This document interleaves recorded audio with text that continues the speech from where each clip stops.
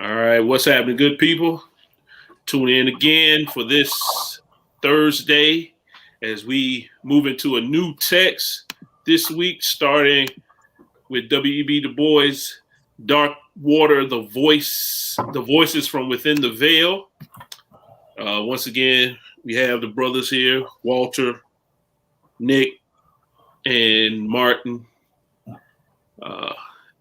This week's chapter is The Shadow of Years, and kind of jumps off these particular essays about this particular subject matter as DuBois gets in conversations about race and how race is playing into his particular skill set, how he teaches, how he maneuvers, how he goes about his everyday life. And so that's going to be, thing that kind of guides our conversation today with this talk. But I'll jump it off with, I love the conversation piece about how DuBois starts talking about being at Fisk. And he has this long paragraph about what it's like to go to a HBCU. Now, three of us on here had the privilege of being part of an HBCU. No. Wow. Outsider. Really? That other. Yeah, that other, he's not a product of an HBCU, but that's no disrespect intended. I still been black my whole life. Come on. Yeah. But it was interesting how he says, he was talking about, man, I've had somebody to talk to who understood my experiences, because his intention was to go to undergrad at Harvard. And somebody said, man, you better take this free money they're giving you and take your hips down to, as my aunt would say, take your hips on down to Fisk. And he gets there and he says, look, I have people to talk to who think like I think, who've been through what I've been through, and understand like I understand. And there are people here who wants to teach us, educate us. As he says, to look up underneath the veil. I thought that was especially in this time when we're seeing these massive numbers of students, black students going to HBCUs. We've seen 5-star athletes connecting to HBCUs in the two major sports, basketball and football. Just wondering, how did y'all read that or think about that? Yeah, I highlighted, I think, a piece, part of what you're talking about in that larger paragraph. He says, I was not looked upon as a real citizen of my birth town with a future and a career, and instead was being sent to a far land among strangers who were regarded as, and in truth were, mine own people. And that's kind of, I guess, what you would get, what you're getting at. It really emphasizes that point that here he is. He's grown up in this, like you said, with all these other folk, mostly white folks, I would imagine, I took from the reading, but he's not regarded in the same way among the people that he's grown up with, that have known him. And the veil is that thing that keeps him divided, or makes him be a stranger among his people in his hometown, but makes him among his people he never met before. Right. That he meets at Fisk. Right. And I'm thinking more about Malcolm X, when Malcolm is in school and he wants to be a lawyer. And in some readings, according to how far you go back, he wanted to be a musician. I don't know if, Malcolm was played the saxophone. And if it's saxophone or the trumpet, one of those two. But he wanted to be a lawyer. Teacher tells him, oh, you all can't be lawyers. You can go over here and be freaking with your hands. works with your hands, exactly. And how that deters him. And when you're reading in here, DuBois makes this point about, I'm not sure if hard work is the answer as much as luck is. I mean, that got my attention. Because we know what the end result is. we know where DuBois ends up. Right. And for him to make that, because he's 20 something coming to this realization that, hey, even though I've worked hard from an educational standpoint, there's still a level of luck that needs to happen for me to even be successful. Because what if I would have listened to someone and went down that other road? We can take that into our own lives. What if we would have what if we would have listened to some of them folk tell us our stories at that seminary that we won't name, tell us that we were that our stories were not worth hearing. That we can't sing before we preach and stuff like that. You know what I'm saying? Exactly. Our theology is not conducive for change. Now, and these are things that are real. What if we would have listened to that and took it to heart? Because in their mind, I believe, I'm not saying they were trying to be evil. I just think they were a little misinformed. How about that? That's me being fair. Mm-hmm. That's growth. That's incredible growth. Yeah, that's why I had to laugh. I don't know what to do now. Well, you know what? You saying that's being who? You know, this, for example, the seminary. I thought about the first semester. I thought about transferring to ITC, which for me and my family would have been very difficult, being that this seminary was here. But what kept me there was what's her name, y'all? Miss what with the limp? I know he worked in housekeeping. Yeah. Miss Ida? Miss Ida? Miss Ida, yeah. Because every day, if I walk into my car frustrated, she'd say something encouraging to me, right? And man, that's what kept me there, honestly. And because it brought me back to Morris College, where it was somebody in that kitchen I called Mom. That when in HBCU, as an athlete, you miss cafeteria, you short. You know what I'm saying? And Miss Mama, she would say, "Hey, go into here, reach in there. I'll have y'all some food in there when y'all get back." And so that's the thing that kept me really going, because it's very discouraging. I mean, just to have that connection and just imagine that what W.E.B. Du Bois felt when you're seeing it from a different perspective, and that connection is very important. Very important. Well, I think about when I read that, and Brian, on your Facebook post today, I thought about my experience at an HBCU at South Carolina State, just how the family and friends and connections that you make, and then reading DuBois and thinking about how I really felt involved and not just a number on the roster or just a person paying tuition, that there were people there that made me feel like I was valued and I was important and my education was important to, and I even though I was not a horrible student, I had my slip ups. But to have somebody to sit me down in the office and not just gloss over me and say that's a lost cause, like, you got to get yourself together. Like, and so, that was the big thing about people being like you, having like experiences, having to go through certain things as people of color, and you, in a sense, understand what it means to pay it forward. And I think that's what DuBois was experiencing when he got the Fisk. Yeah.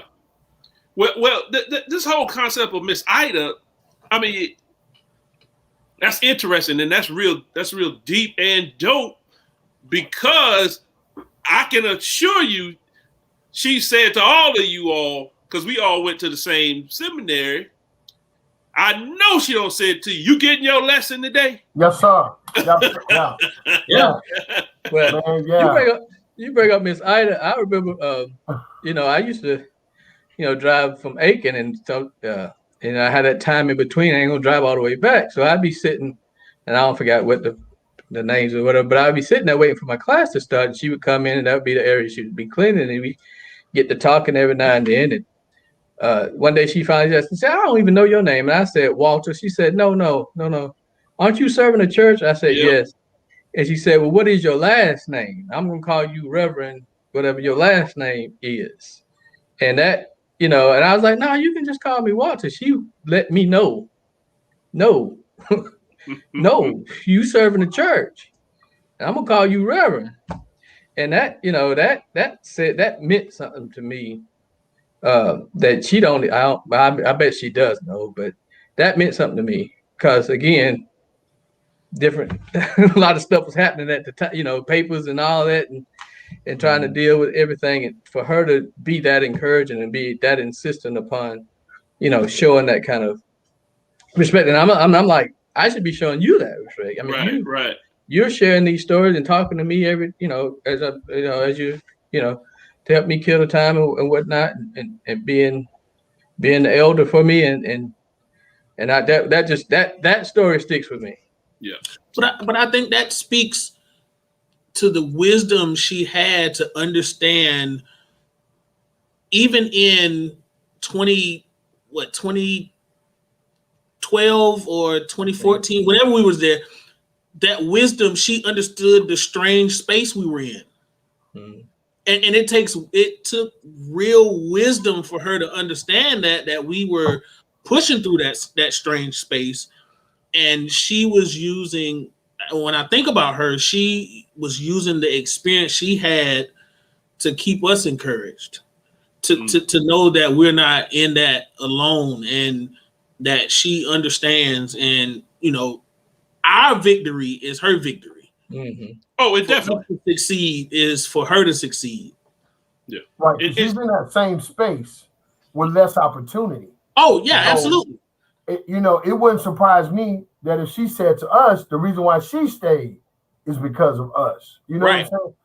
I mean, it's just that whole connection, and I'll be very transparent.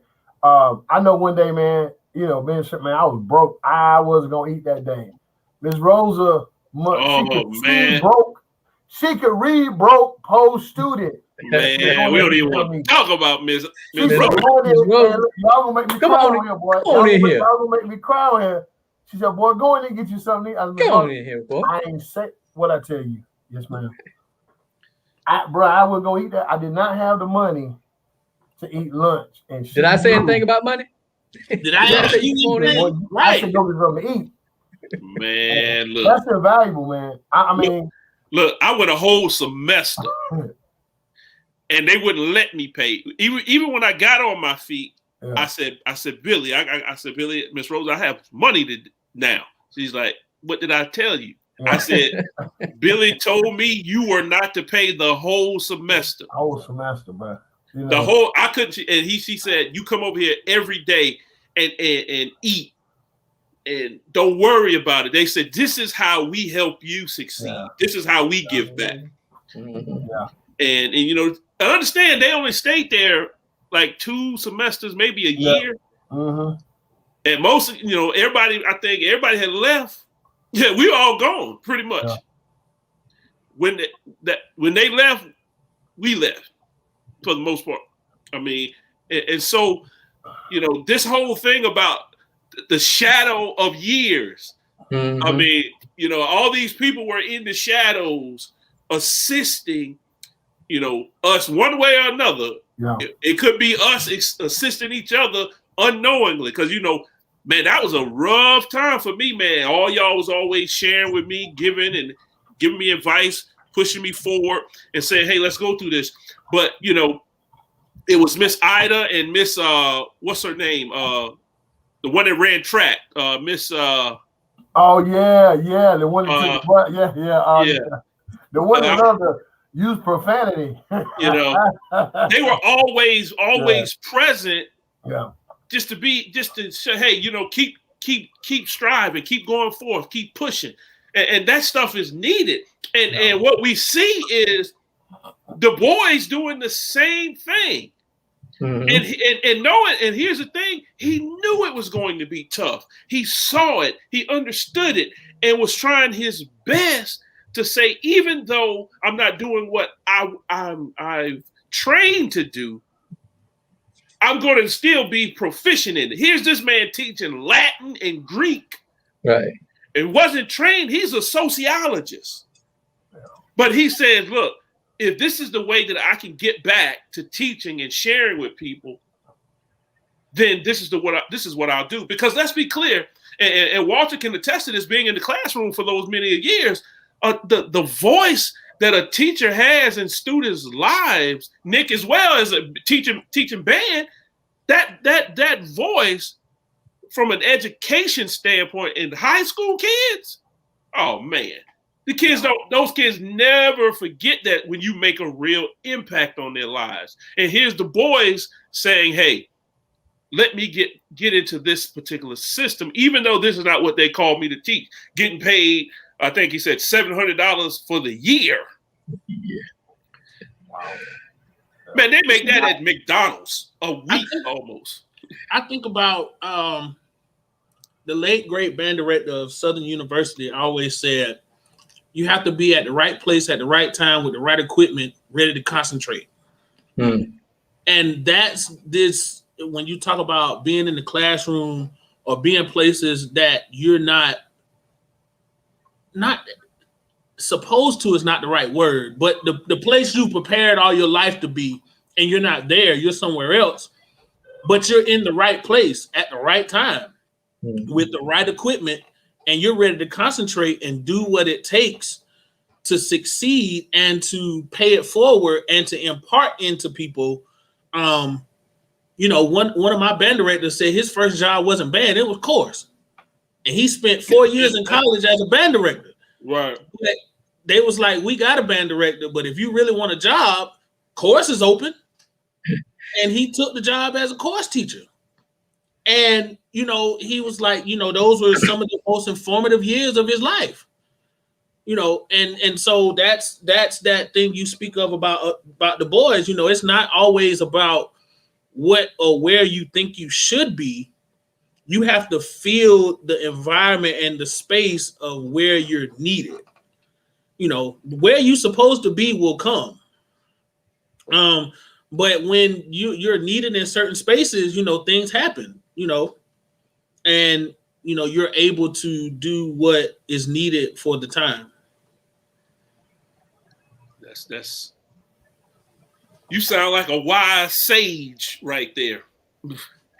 Yeah. Because that's wisdom. You know, DuBois, he makes an interesting statement. He says, I was about thinking and learning more so than trying to lead. And that's me paraphrasing. But his concept was about how do I think and teach others instead of trying to lead, which was an interesting statement for me. Let me see if I can find it. Read it. Because, you know, oftentimes, you know, the dilemma in leadership is I have to be in charge. I have to be guiding. But DuBois makes this very clear. Like, I can lead by using my thinking as well. He says, my deep desire to serve, follow, and think rather than lead, inspire, and decide. That's near the end of the chapter. I found myself suddenly the leader of a great wing of people, fighting against another in a greater way. So even though he, as you were saying, Nick, he learned how to lead by serving, following, and thinking, and by doing what was needed in that particular space. A kind of a group kind of manifested itself, and they needed a leader who happened to be DuBois. So you get something as the Niagara movement, you get Crisis, the paper that he wrote, so forth and so on, because all these people needed an entity, because he wasn't trying to grab the spotlight of leadership. He was just trying to share the information that he had in his head, and arguably the greatest intellect ever known in America. You get no argument from me, but arguably the greatest intellect. I know Tony said good evening. That wonderful person, beautiful sister. I see Ricky has signed on, so we thank them folks, those folks for joining us today. Well, I think some of the and you know, my tenure in band and in the band career, and I mean, I have, you know, an experience. It was my junior year in high school, and you know, I tried out for section leader. And everybody was like, "Yeah, you're gonna get it. You're gonna get it. You should get it. You should get it." You know, the old walk to the door, and you see the list on the door, and your name ain't on the door. You know, and you know, my band director kind of saw the frustration in my face, and he was like, "Some of the greatest leader comes from within the ranks," and I will never forget that day. You know, you don't have to be out front. You don't have to have the title. You don't have, you know, to have the prestige to be an effective leader. Some of the greatest leaders come from within the ranks, you know, and so, you know, I think that's what DuBois is modeling for us. That, you know, I don't have to have the spotlight. I don't have to have, you know, all the prestige. I can use what I have, you know, to impact and to lead from within the people. But let's be honest. This is kind of my pushback, Nick, because I think you're dead right. But how many people in that group, whether they're in charge, the president, the leader, are smarter than Dr. DuBois? And I say that because he even understood that. What if I didn't have an aunt and uncle or someone in my life that was teaching me all these particular ways of thinking, that when I got to an opportunity, this was not anything out of the norm? Because he's saying that he was prepared for this because in his earlier life, someone had prepared him to think like that. And on top of it, the man he's just brilliant. I mean, I don't care how often we write, none of us will write like James Baldwin. I mean, so what do you take from that in those particular moments when people who don't really have the skill? I mean, it works in baseball because you can teach somebody how to be great at baseball or basketball or football, or I don't know about soccer because I don't, that's not my sport, but I imagine it's the same thing. If someone continually practices, they can be decent enough where they could perform at a high level if they put in the work. But you can put in the work and still not be be great, be at the pinnacle of that particular sport. I come somewhat from a camp where you can't teach leadership. You have to be born with it. And whether that be title based or whether that just be how you move and maneuver through space and time, you know, everybody that's destined to be a leader don't necessarily have to be out front, don't necessarily have to have the title. but there are a lot of leaders that are moving and making moves in space that people will never know about. I mean, a lot of them, it was and is today, in the fight and in the struggle, continually fighting for the advancement of people of color. And so, you have to be, you can't teach that. You can't teach how to be, you can take as many leadership courses as you want to, but to be an effective and true leader, you have to be born with it. That I come from that camp. Well, what I took more from, because I highlighted, he says of the movement, he was talking about the NAACP, of the movement, I was a willy-nilly leader. I hated the role.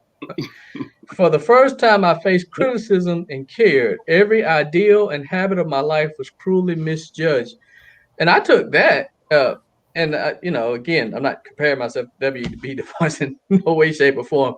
So I don't want anybody to hear that. But in my own personal life, I've found myself in leadership positions, and I'm like, I didn't ask for this. I mean, I really did not want this. I was, when I was teaching, nobody, well, I shouldn't say nobody, but I at the Black History Month program fell in my lap, and so, I did what I, if I'm gonna do something, it's gonna be done well. I like to do things well. I mean, and so that got the attention of the principal, and he began to encourage me to do these things and that thing. And I ended up as a dean of students at Lewisham, and then in the program, and when I went back to USC and was going through the program on my way to being certified as a principal, the first class that you take, the instructor said, "Y'all know what happened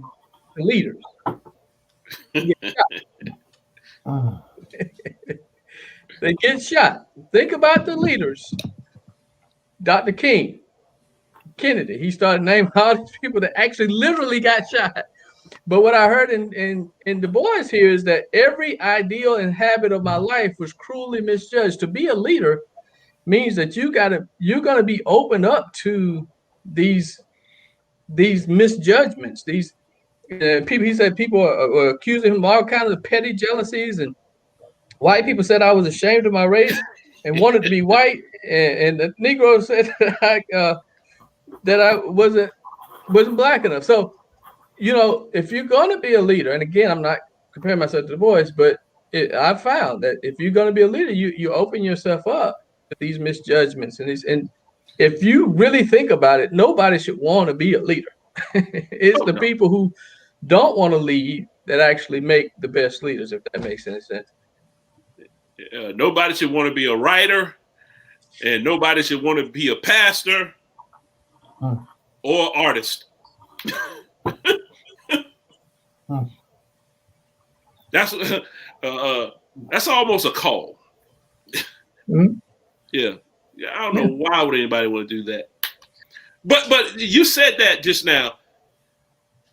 In your initial reaction, based on what you just said, does this read totally different than Souls of Black Folks? And I know we're still early, but do you not see a difference between this and Souls of Black Folks?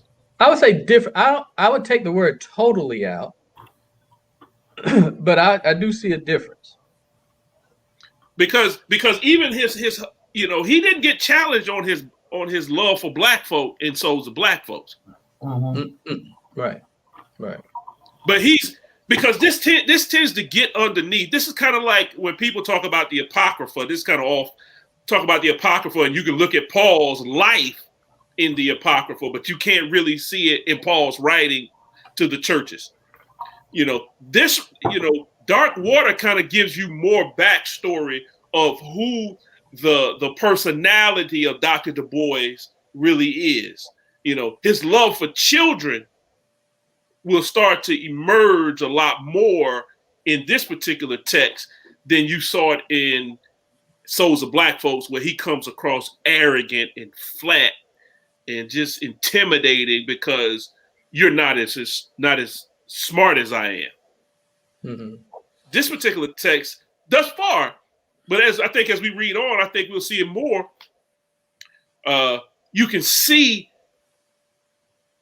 it's almost as he's really, this level of reflection is starting to hit folks. Like DuBois, it would seem like he would write this book second compared to that one coming out, because it's more reflective. It's a lot more lighthearted. It tends to deal with love a little bit more, even though he hasn't mentioned the word like that. Yeah. It's more personal. Yeah. He's definitely letting us in on more of his life experience. And I think that's a major difference for me. But he does, and I don't think he mentions it. Maybe he does mention it directly, but this whole idea still of the veil is why I would say it's not totally different, because he mentions it before he starts talking about going off to college. He mentions how basically, and I'm paraphrasing, basically he was just saying how I felt like I had to be, like, I took the challenge. I didn't feel disowned or disbarred, but whenever somebody told me I couldn't do something, that was a challenge. Like, if they beat me or something, then I'm coming back harder the next time. Right. To win the next, And he even took a butt whipping from the big country white boy just to show that, he ain't backing down. Yeah. It reads like DuBois was an athlete. That's how, or he was in the military, because that's how he carries himself with that type of kind of athletic bravado. Yeah, exactly. He carries himself. He writes like that. In Souls of Black Folks. In this text, he gets underneath that cover, underneath that veil, and says, "We are not what those folks told us that we were." Which is a interesting spin on an interesting take on some of the things that he's starting to deal with early in this text.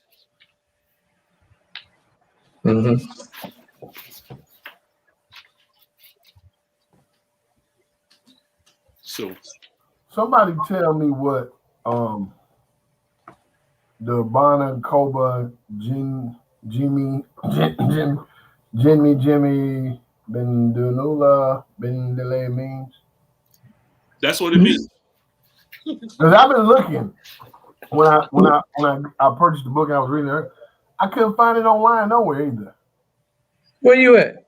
That's on the first page. And it's a song that apparently, I did read about it. It came from Africa, and it's been passed down several generations. I could not find a translation of it anywhere. I never. Wow. But it's a lot of stuff on it, but it just doesn't translate. I mean, I couldn't find the translation of it. I'll look for it later. But I just want to know what it means, because he talked about how it was passed down. I think it was a great grandmother. That's where you heard it. Well, I would connect these with kind of a slave song. Like Kumbaya? No, not that type, but more of a song to bring forth this kind of enraged joy, to get us through the moment, using Ed Pavlich's term, to get us through that moment, to carry us to the next. It's one of those songs that, that the enslaved brothers and sisters sung, come by here, Lord. Yeah. One of them type Jones. That's what I say, because it's in the Bantu language, as DuBois says. And what caught my attention was how detailed he was in remembering this, because he's a young boy when this stuff is happening.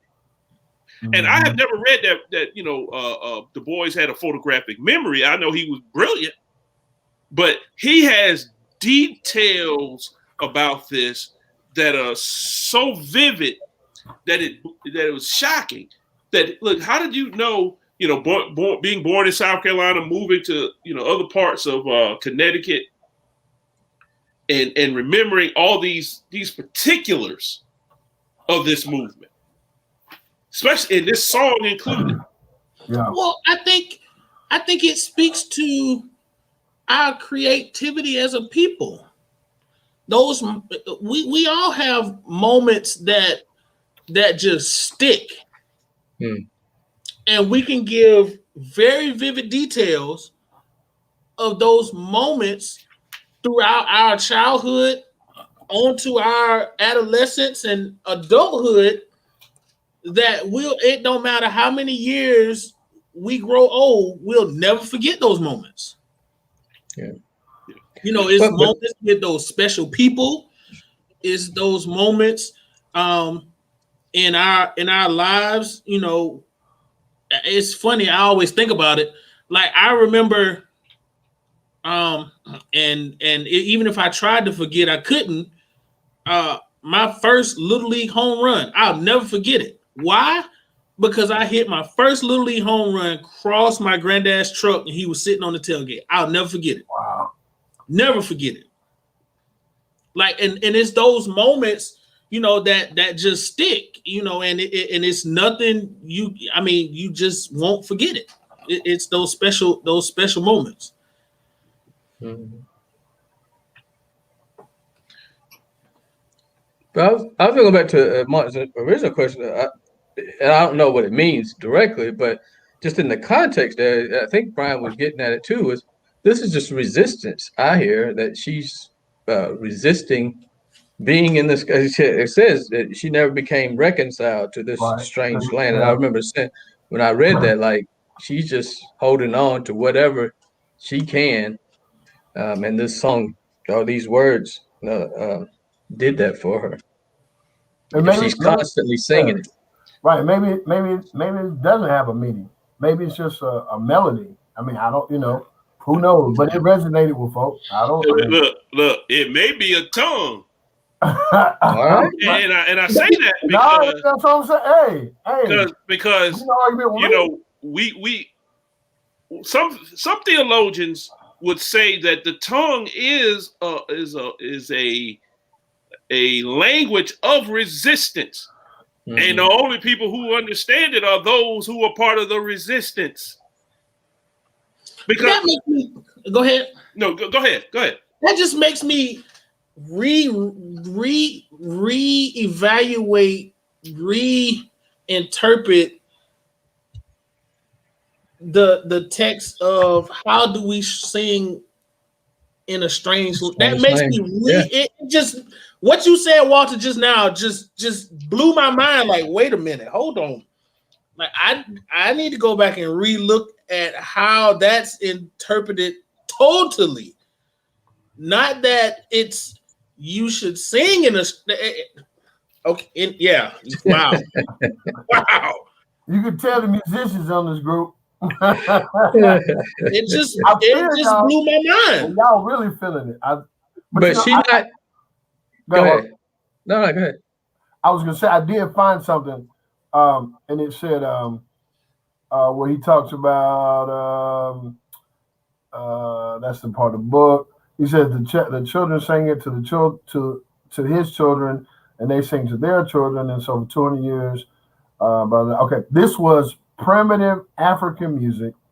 It may be seen in larger form in the strange chant which heralds the coming of John.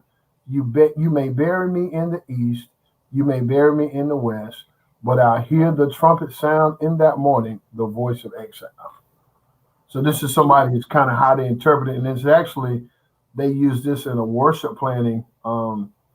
It says music and worship resources, and they were using it perhaps as a call to worship or something. But yeah. That's all I can find on it, but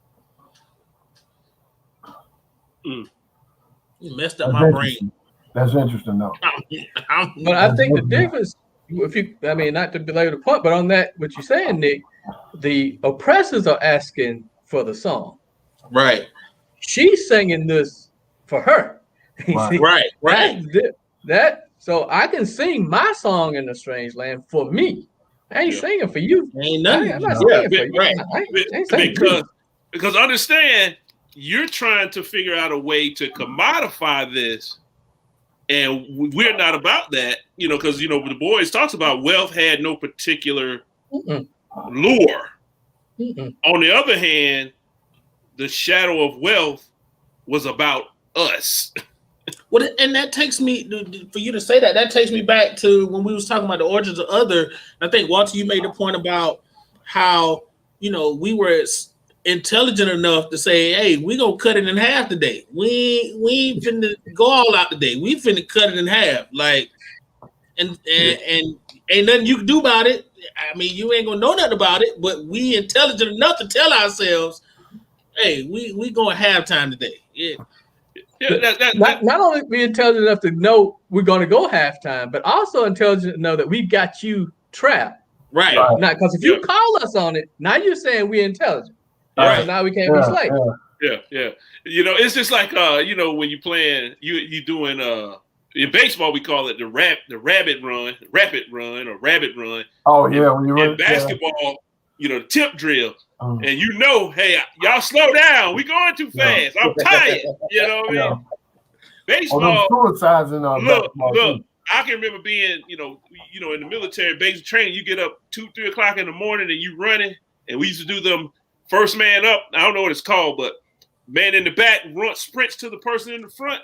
Oh, and you do that. We did that for like hours.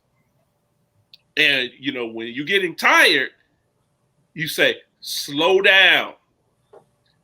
Because the thing is, they don't know how fast you're going when the whole group slows down. Right. Yeah. That's right. But see, the problem is, if you can't get the whole group, you get that one person who wants to sprint out and be seen. Yeah. That's where the problem comes. Yeah. I mean, we used to do that in bed. Like, stop trying to be an overachiever. Let's just get the task done. Slow down. It's not about how fast it get done. Just make sure everybody is together. And we don't, and not that we don't want to be overachievers, but in oppression we don't want to overachieve. Right. No, we don't want to help you oppress us. Right. No way. And see, this is how the boys is trying to get at this, because understand, he is seeing this long range. We do not want to help folks oppress us. That's what you look at Souls of Black folks. DuBois had seen it. That's why his whole methodology changed. He had seen Haiti win and then Haiti lose everything. He had figured it out like, okay, it ain't about just getting it. It's about how do we keep it. Well, and that's in this first chapter, because he talks about his experience. I think it was Germany, or Europe in general. I guess he said slowly they became not white folks but folks. The unity beneath all life clutched me. I was not less fanatically a Negro, but Negro meant a greater, broader sense of humanity and world fellowship. And then he says, and then I came back to America. And I'm gonna tell you something. When I read that, I said, God, I ain't gonna tell you what I said because I can't repeat it on here. But boy, I was mad. I came back to America. God, dog, if that don't make you feel bad, man, that's just like, man, it's like every day I go outside, I feel like that. Yeah. Do you remember the part where he says, I don't know if he's describing his father. He said he wasn't a Negro man. He wasn't a Negro. He was a man. Yeah. I was like, wow. Yeah. He wasn't a Negro. But you wouldn't catch the boys making these type of statements in Souls of Black folks. Right. Yeah. So in Darkwater, he's really getting. He's really getting up under that veil and saying, because you notice he says at these HBCU they had people who were pulling up the veil so we can look underneath. That's it. Yeah. Yep. Because there's something about that. When people pull up the veil, we're at that age now where we're pulling up the veil to tell our children, our young kids and young brothers and sisters in the neighborhood, even folks who are our age who get caught up in stupidity. We're still trying to pull up that veil, and we still have older folks pulling up that veil. That's Miss Ida. She may not have as much education as any of us, but every day she came to work, she pulled up that veil and said, look, you don't have the luxury to be in despair today. You don't have the luxury to sit here and just give up. We need you to finish. I get told that almost weekly. Brian, we need you to finish this PhD. Brian, you can't quit, because people are pulling up the veil to say, look, we know what's underneath there and what it looks like. And right now, you know, your A1C too high and it's messing up your vision or something. You know what I mean? You know, I had a brother to tell me, he said to me, what you doing and what you're gaining ain't for you. And I had to sit with that. I was like, wow. He was like, and you know, the crazy thing is, how many people stay in bondage until you do what you're supposed to do that's not for you? Whoa. Wow. And I was like, what? Like, man. And so, you know, it's not so much for us that, I mean, that lifting up the veil gives others a peek on the other side of, and I'm not gonna say we figured it out. We haven't figured it out, but it gives a snapshot, a peek of what's to be obtained. Right. I would say. And here, you know, DuBois said he never figured it out. Right. Yeah. I think he said that. All right, brother. All right, you know, DuBois is like, yeah, I never figured this out. It never made sense to me. And like I said, we know what the end result was. DuBois gets on a boat, and at the behest of Kwame Nkrumah, and never comes back. So we know. I mean, we know what the end result of that is. Right. It's just what do we do with that type of information, with this level of knowing? Because that's hard when you know. Right. It's like you hearing a particular piece of music versus me listening to it. Now, I may hear certain things because I'm an enthusiast, but I don't hear it like you hear music. I may not hear in the blaring bad note or the dysfunction in the sound or what have you as a trained musician. You know what I mean? That is what DuBois is going through as he's learned and he's seen and he's been infused in all of this Black life, this terror, this trauma. He's seeing all that. He's not an enthusiast. He knows it. And not to mention, he's a trained sociologist. I mean, the whole field of sociology should all bow down to Dr. W.E.B. Du Bois, because it's his work that they all take their cue from.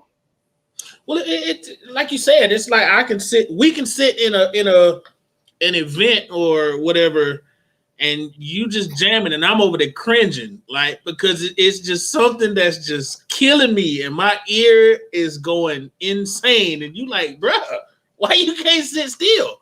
And it's like, dude, like, it's just this note that's just off, and it's about to drive me crazy, and you like, man, I'm jamming, you know. And I think about that, like, and not the, you know. Well, I take even the HBCU route, man, just going to games, man, certain bands come and it's like, oh my gosh, you know, people just cheering and having a good time. And I'm like, for what? Because I have a different, it's all about perspective. I'll say that. It's about perspective. Yeah. Well, it's like hearing certain preachers. That is true. I probably hear one good sermon a month. and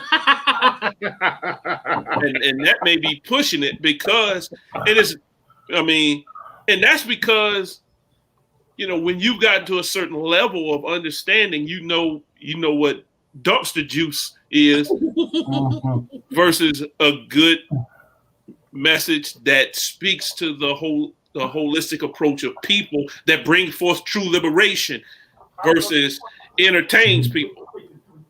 And so, I say all the time, Dr. Sheila Elliott ruined me. Yeah. You know, I mean, I couldn't go to church the same. So that's one of them things where you learn those things, and then you have to live through it. And see, DuBois, understand, DuBois picked up this stuff in Germany as he's a student, because understand DuBois is having issues with Harvard. You know, when he's trying to get his PhD, they bugging out, and they don't want to give him a PhD. So he's in Germany learning and doing all this great stuff, but he's also seeing poverty. He's seeing how communism works, comes back to the States, and says, yeah, black folk been having this and going through this for years. This is nothing new, but he's got a new perspective on it because he saw it. He saw folk who look like the Europeans in America going through the exact same. You know what I mean? So his perspective, all this stuff is changing. And so his insight is so vast. So when you read stuff like, what is it? The world, the trade of Africa, or the colonization of Africa, or something like that, the trade to Africa. When DuBois starts telling you why Africa is in the predicament it is in because of how Africa was robbed of all this nutrients and this fine minerals, you begin to see how can he live in this world? Right. The same way we have a problem with listening to people preach, and the way you have a problem with listening to music that's played badly, DuBois has a problem with just living. You know, when you can, you know, we all can identify racism like that. But yet, you know, we have to figure out how to live in and through that nonsense without taking a bat to somebody's head. You know what I mean? That's facts. And it's almost like W.B. Du Bois, James Baldwin, you just want to pack it up and just chuck them deuces. Oh, yeah. I'm not sure we should. I just got this new book from the new book by James Baldwin, started reading it today, Nothing Personal. It's a new book? Yeah, this just came out. Oh, shoot. Why didn't you tell nobody, bro? I just got it today. All right. Little short text.